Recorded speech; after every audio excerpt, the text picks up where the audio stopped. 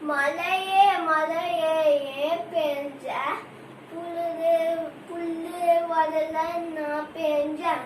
புல்லு புல் ஏன் வளர்ந்த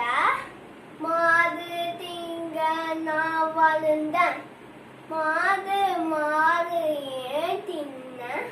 பால் சுழிக்கு நான் தின்ன பாலே பால் ஏன் சுழிஞ்ச கொண்ட அழுது நான் சுழிஞ்ச கொண்டையே ஏன் அழுத எறும்பு கடிச்சிட்டு நான் அழுதேன் எறும்பு ஏன் கடிச்சு என் கூட்டுக்குள்ள கை வைத்தா நான் சும்மா இருப்பேனா?